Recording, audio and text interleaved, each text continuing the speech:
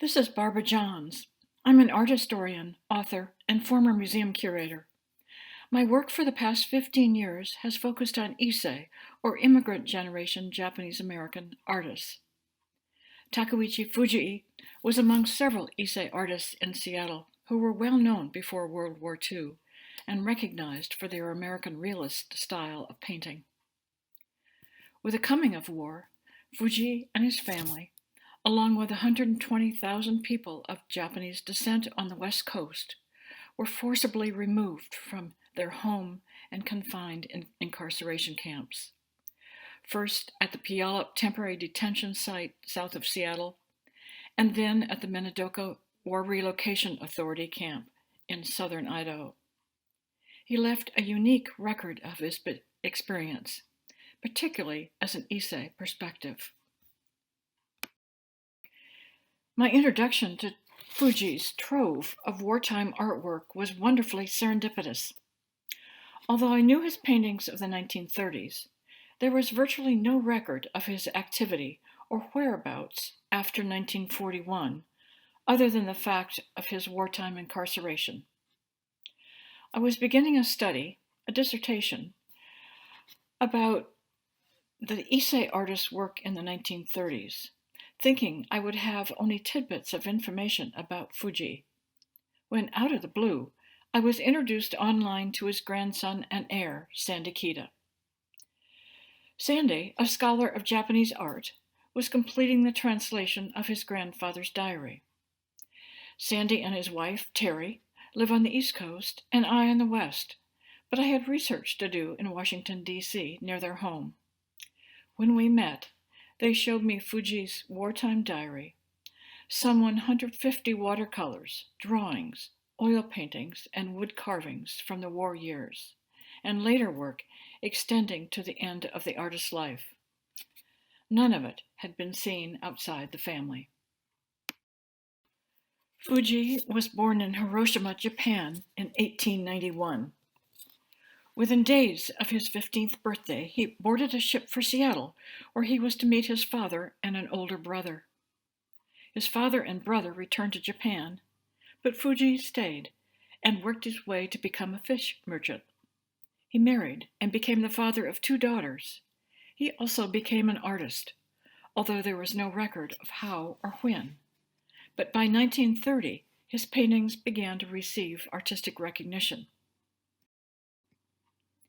Here are 2 paintings from the 1930s. One, a small landscape in Seattle's Nihonmachi, with the steeple of Our Lady of Good Help in the distance. The other, a landscape picturing the Rock Island Dam in central Washington shortly after its completion. The dam was the first one constructed on the Columbia River, a major public works project in the middle of the Great Depression. And here is a lovely portrait of one of his daughters as a high school student. With the onset of war and orders for the mass exclusion of ethnic Japanese from the West Coast, Fujii and his family were sent to the so-called Puyallup Assembly Center on the Washington State Fairgrounds, 30 miles south of Seattle. At Puyallup, Fujii began an illustrated diary, what the distinguished historian Roger Daniels has called the most remarkable document created by a Japanese American prisoner during the wartime incarceration.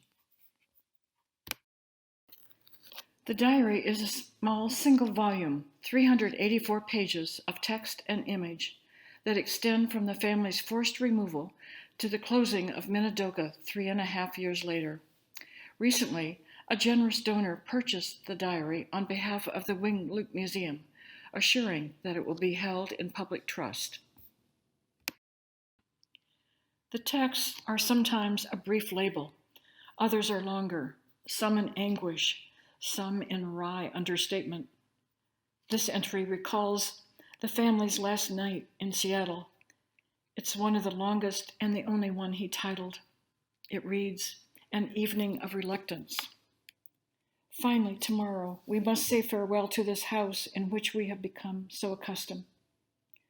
Naked, having disposed of our shop, Furniture, everything. In a muddle, we packed only the absolute minimum of personal belongings, clothing, and bedding. Our home, which is now empty, feels lonely and cold in the dim light. Since we had no bed, we got out our coats and, making a temporary bed, slept together like sardines in a can. But because we couldn't sleep, we were up before dawn. Having taken our last breakfast, we waited for the time to pass. All my family looked anxious. He pictures their arrival at Puyallup and the family's move into their single-room barrack.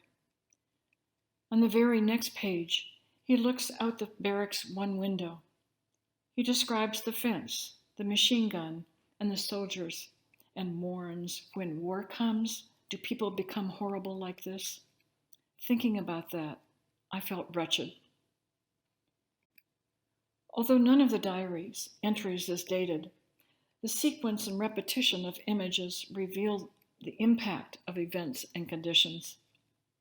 The first pages of Puyallup show in quick sequence the dirty, dirty shower, the communal latrine, and the long lines. Time and again, he pictures the means of confinement, the fence, the guard towers, and the soldiers. He specifies his viewpoint as if giving testimony. One reads, for example, in the north, looking in the direction of the front gate from the back. It's interesting to compare his scenes of Puyallup with those of his Seattle colleague, Kenjiro Nomura. In this colorful composition, Nomura pictures young people socializing by the gate. Fujii's, by contrast, is much starker. While part of the difference may be in the artist's disposition, Fujii's drawing is among the first ones he made at Puyallup when the shock of incarceration was most severe. Nomura's view is later, when the Nikkei have begun to adapt to the new conditions in which they must live. Fujii pictures a tremendous range of daily activities, and in the sequence of images subtly compares the activities and manner of the different generations. He pictures the departure from Puyallup, his first glimpse of Minidoka as he peers over the bus driver's shoulder, and the family moving into their barrack at night. After posting his nameplate outside the door, he steps back to look and remarks, "Indeed, this is an odd door. The lock is on the outside. I see that this relocation center is a prison." Here, as in other examples, the text and image clarify and intensify one another. We need both to fully grasp the meaning. The diary continues with the type in it of sights and activities he pictured at Puyallup, and toward the end are doubled, two to a page. Fujii was among those who stayed at Minidoka until the bitter end, fearful of what lay ahead after having lost nearly everything. The last 10 pages of the diary have no text, but are eloquent testimony to the acute anxiety of those who remain. In the upper right, the calendar on the wall reads October 2nd, the day that Fujii and his wife left Minidoka. Fujii produced dozens of watercolors related to the diary, as in these of Puyallup. Sometimes there's more than one version, and in the repetition we can imagine the weight that the subject must have carried for Fujii.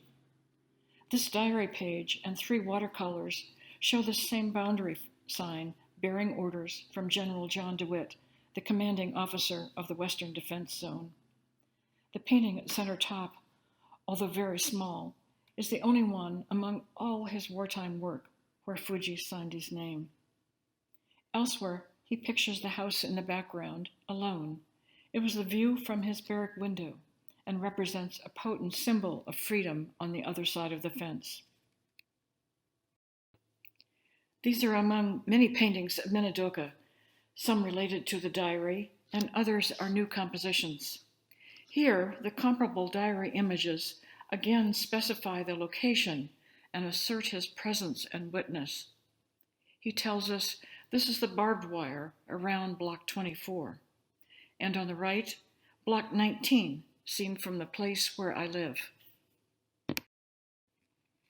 His choices of buildings and infrastructure are usually those weighted with meaning, such as the headquarters of the Army Military Police above.